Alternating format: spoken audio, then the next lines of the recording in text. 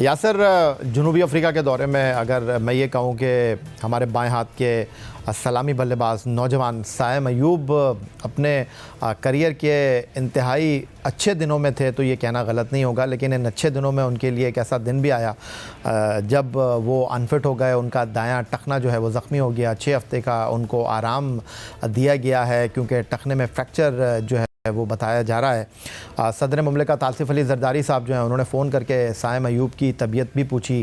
फिर chairman cricket board Syed Mohsin Raza Naqvi ने कहा है कि जनाब हम इस तमाम मामले को बहुत संजीदगी से लेंगे और साइम अयूब जो कि केप टाउन में टीम के साथ हैं वो पाकिस्तान नहीं आएंगे बल्कि लंदन जाएंगे। उनके साथ असिस्टेंट कोच और आपके बहुत अच्छे दोस्त अज़हर महमूद जो हैं वो ट्रैवल करेंगे।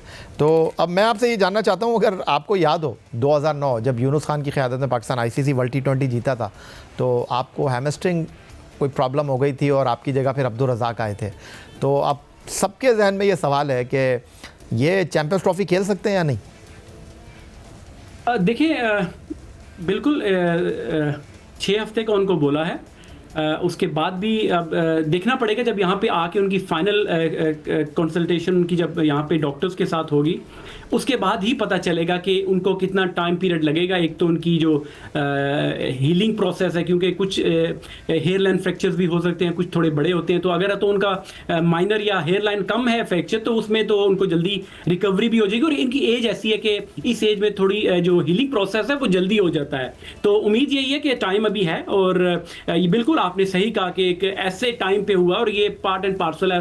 प्रोफेशनल क्रिकेट में आप इंजरीज होती रहती है और मेरे भी आपने कहा मेरी भी इंजरी हुई, कई प्लेयर्स की होती है। तो आई एम श्योर कि वो जल्दी रिकवर कर देंगे। अच्छी चीज़ ये है कि बॉलिंग नहीं करते, इन द सेंस कि बॉलर नहीं है।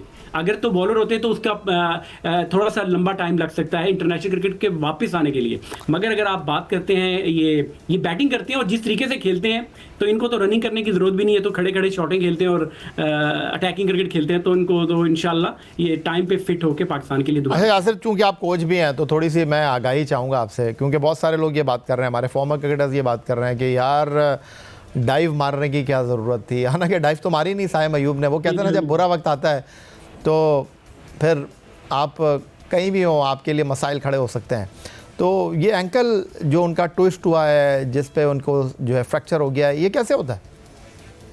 देखिए, असल में बिल्कुल स्लाइड तो उन्होंने नहीं मारी, आपने भी सही कहा। इस असल में उनका जो पैर है, जो उनका टो है, वो घास में फंस गया जिसकी वजह से वो ट्रिप हो गए और आगे की तरफ चले गए और वो उनको इंजरी हुई। तो ये हो जाता है। और आप देखें मॉडर्न डे क्रिकेट यही है, स्लाइड्स वगैरह मारते हैं लड़के। मगर होना इस तरह चाहिए कि आपके जिस तरह हमारे 2 या 3 प्लेयर मैं आपको बता सकता हूं कि सिर्फ बाउंड्री पे फील्डिंग करते हुए इंजर्ड हो गए। और जिसमें नसीम या शाहीन वगैरह ये लोग जिस तरह बाउंड्री पे करते हैं, तो इसमें थोड़ा सा होता है कि आपको खुद अपने आप को एक ऐसी टेक्निक डेवलप कर लेनी चाहिए कि जिसमें आप लेस इंजरी हो, आपको इंजरी कम से कम हो।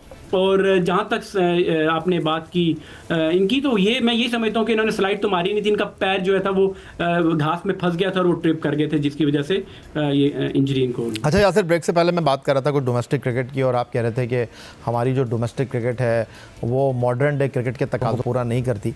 और केप टाउन का जो टेस्ट मैच है उसकी फ़र्स्ट इनिंग में जिस तरह मोहम्मद रिजवान आउट हुआ, हालांकि बाबर के साथ उन्होंने बड़ी अच्छी शराकत की, चौथी विकेट पर 98 रन ऐड किए, लेकिन वो जिस तरह आउट हुए पहली इनिंग में उसके ऊपर कमेंटेटर्स बहुत ज़्यादा डिस्कस कर रहे थे कि इतनी गैर जिम्मेदारी का आपने मुजाहरा किया, आपको मुश्किल सूरत हाल में टीम को सर्व करना चाहिए था, अच्छा बॉल पड़ जाए वो अलग बात है, लेकिन ऐसे तो टेल अंडर भी नहीं खेलते। देखिए, बिल्कुल आप कह सकते हैं कि शॉट सिलेक्शन जो है ये बड़ी मैटर करती है। और रिजवान ने जिस तरीके से स्पेशली इस फॉर्मेट में नहीं खेलना चाहिए। हालांकि आप देखिए ऋषभ पंत भी वो बल्कि इससे भी खतरनाक किस्म की टेक्निक से खेलते हैं, मगर वो बॉल बाउंड्री की तरफ जाती है मगर ये इनकी बॉल जो है वो विकेटों की तरफ चलेगी।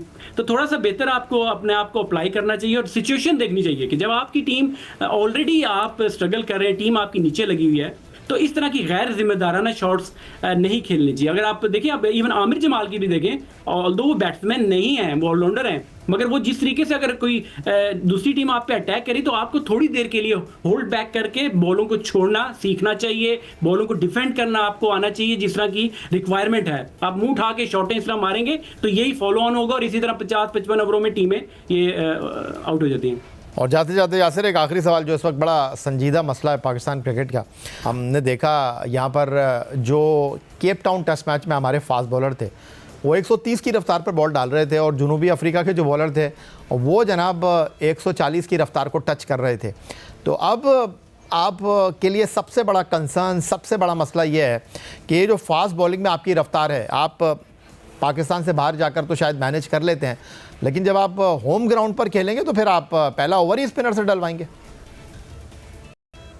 या भाई, मैं जो बात पहले आपको कह रहा था, जो आउटडेटेड क्रिकेट और जिस तरीके की हमारी जो जिस तरीके से हमारे प्लेयर प्रिपेयर होते हैं, खो वो डोमेस्टिक क्रिकेट सोच बन गई है। डोमेस्टिक क्रिकेट बिल्कुल एक हफ्ता पहले या एक दिन पहले आके टीमें लड़के इकट्ठे होते हैं इतने बड़े टूर्नामेंट्स के लिए, इवेंट्स के लिए। यहाँ पे तो आपको 4-4, 5-5 महीने पहले लड़कों को फर्स्ट क्लास के लिए तैयारियां करा देनी चाहिए। टेस्ट मैचेस हैं तो टेस्ट का कैंप लगना चाहिए। जिस मुल्क में जा रहे हैं वहां 1 हफ्ता 2 हफ्ता, मगर अब ये प्रॉब्लम ये है कि आप जितनी क्रिकेट हो चुकी है, T20 फॉर्मेट और इस तरह की चीजें होगी, उनको लड़कों को जब खेलना पड़ता है तो वहां पे मैटर ये करता है कि जो आपका कोचिंग स्टाफ है वो लॉन्ग टर्म प्लानिंग क्या करते हैं कि जिस तरीके से हॉर्सेस फॉर कोर्सेज, आपने अपने प्लेयर्स को जो है वो अलहदा कर लेना है कि जो आपके जिस तरह अब्बास हैं, अब्बास अगर यहाँ पे इफेक्टिव है तो ये आपको एशियन या पाकिस्तानी कंडीशन पे आपको इफेक्टिव नहीं होंगे।